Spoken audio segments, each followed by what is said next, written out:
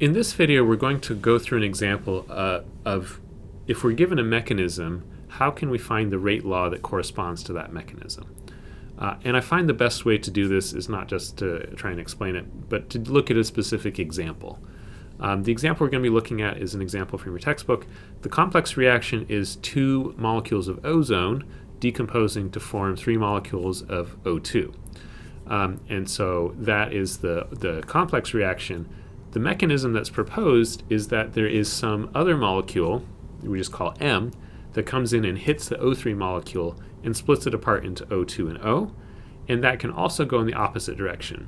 If the M, O, and O2 can hit together, it can reform ozone with its own rate constant K minus 1.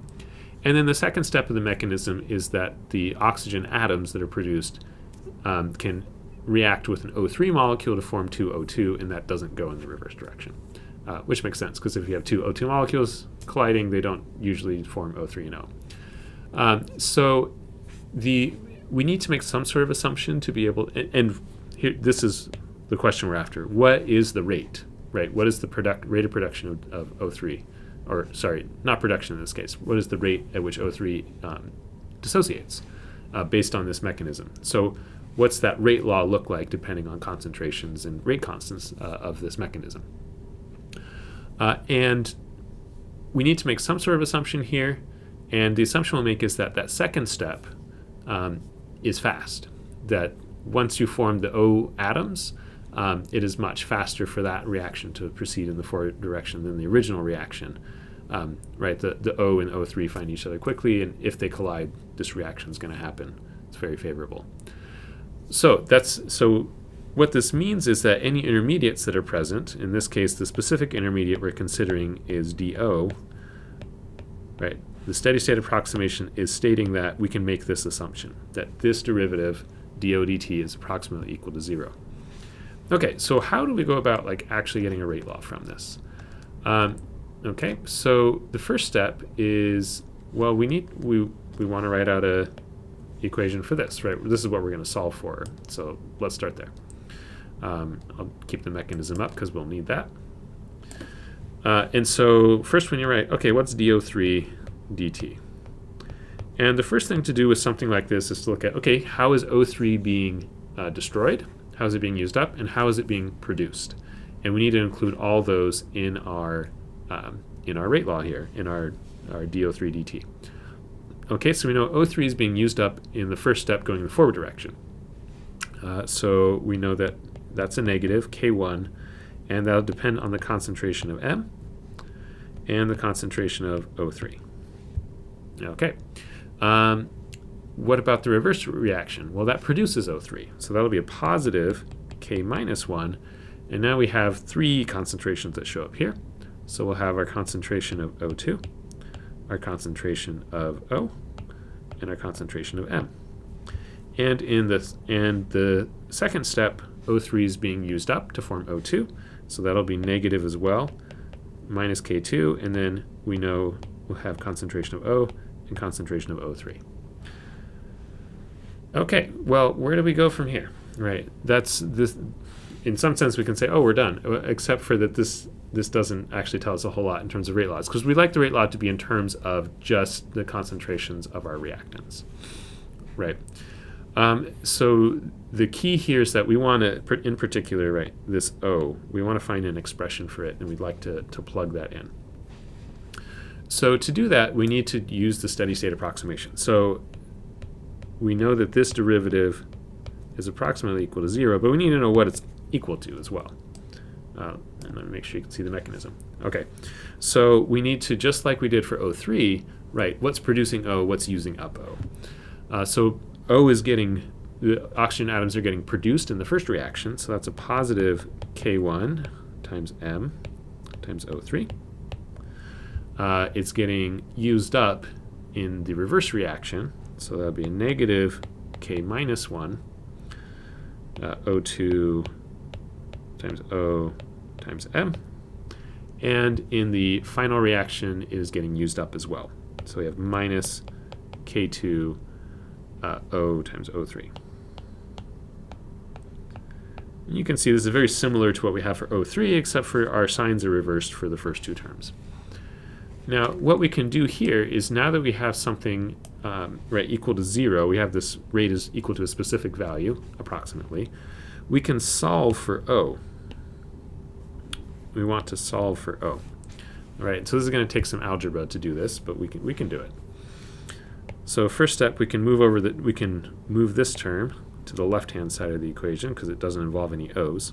All right, so I have a minus K1 times M times O3, and that'll be equal to minus K minus 1 O2 times O times M minus K2 times O times O3.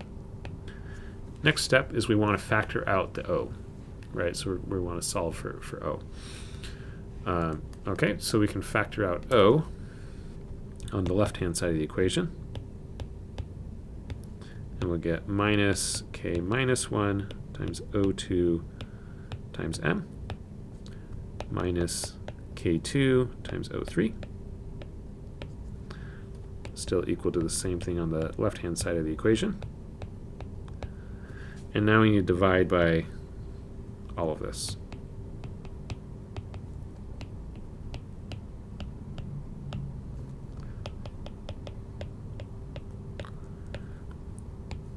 All right, so we're dividing by this over here as well.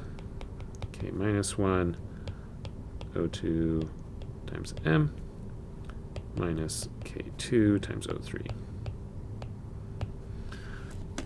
Okay, and so now, assuming the steady state approximation, we have an expression for the concentration of our intermediate O, which all of our negative signs cancel here. Everything's negative, so we can write those as positives. We get O is equal to K1 times M times O3 divided by K minus 1 times O2 times M plus K2 times O3. Okay, now we can take this, coming back up to our original expression for DO3, and plug it in here. Right, we need to plug this in. And I promise a bunch of stuff is going to cancel, so this won't be quite so complicated the whole way. Okay, so this is where we get a nice long equation. Now we're plugging this in. So we have DO3 dt is equal to minus K1 times M times O3. This is, I'm basically copying this from above, but we're going to also insert, so everything's the same up to this point, and then we're inserting the expression we have here for the concentration of O, our intermediate. K1 M O3 divided by K minus 1 O2 M plus K2 times O3. Okay, and then there's still a M here from our original expression with DO3 dt. And then on a second line, because we're out of space, we have another O that we need to put in right here. Sorry, not there. Here. So we'll get minus K2 times another O, K1 times M times O3 divided by K minus 1 times O2 times M plus K2 times O3 times O3 on the outside here. All right, so we've gotten there. We have everything in terms of M's and O3s and O2s, right, products and reactants of our original expression.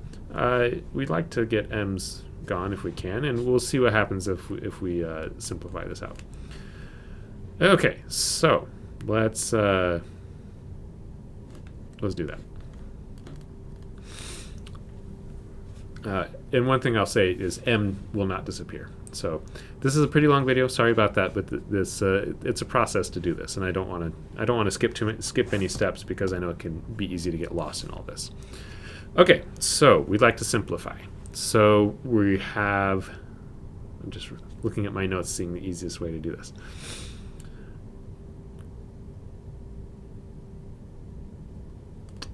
Well, let's just multiply everything out. Okay, so we're going to have a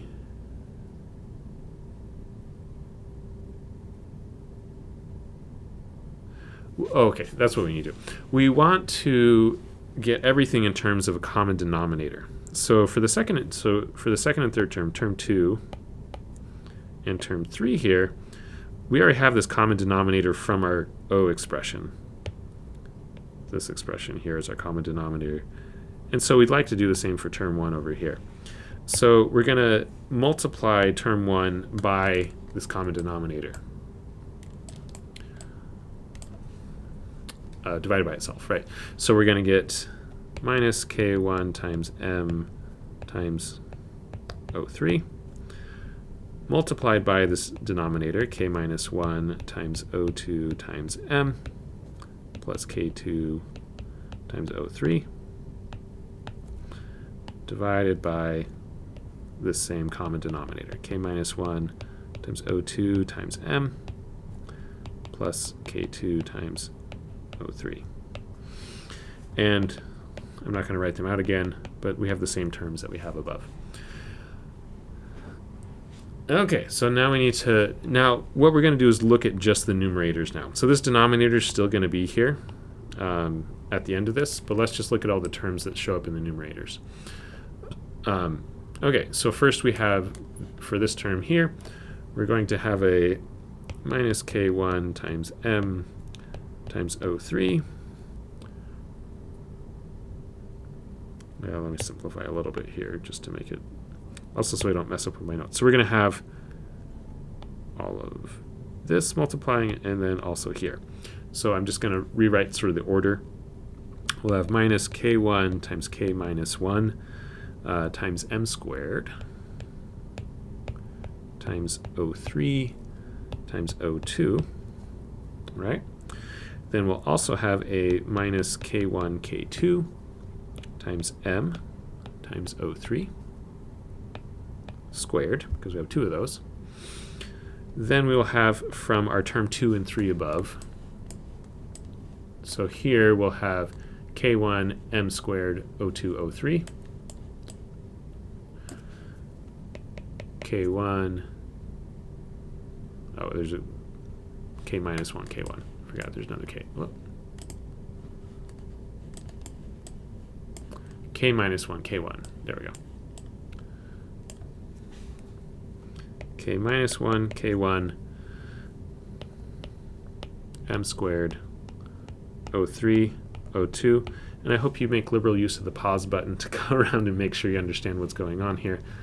And then we'll have a final term minus k1 k2 times m times O3 squared. Now, again, these are just the numerators. The denominator is still there. I'm just sort of ignoring it at this point to focus on one part at a time. So I'm going to label these as terms 1, 2, 3, and 4. And the key thing to see here is that term 2 and term 4 are identical. Oh, no, they're not. Oh, they are identical. The other key thing, that's right. The other key thing is term 1 and term 3, we have a positive k minus 1 k1, right? So the k values match up. And we have m squared O3 O2, m squared O3 O2. So these terms cancel after all that. Term 2 and 4 are the exact same, so you get a factor of 2 in here. All right, so after all of this, what is the rate law that we predict? dO3 dt is equal to minus 2 k1 k2, so this is terms 2 and 4, times m times O3 squared, divided by our denominator that we haven't gotten rid of. K minus 1 times O2 times m plus K2 times concentration of O3. All right, and that at long last is the rate law that we derive from this mechanism. Whew. So hopefully you made it through that whole video. This is a lot more complicated than any rate law we've seen up to this point. And this is more indicative of like real world rate equations and what things might end up looking like. Now, Oftentimes you can simplify these if you assume something about concentrations of different things, right? Or K2 versus K minus 1 and K1, right? What are the relative values of these? But this is sort of like the first place you start, and then from here you move on. In case you're interested, this is example 29-5 from your textbook, and it doesn't go through all the algebra. I think it's important to see all the algebra. It just goes, oh yeah, you can get to this final rate equation. It's straightforward. Yeah, and it's not too complicated, but it does take a little bit of work to get there. Okay, so this is one example of how we can go from a mechanism to a rate law. And the next step would be, to understand what are the relative values to maybe simplify this rate law further. But we're going to leave it as is for right now.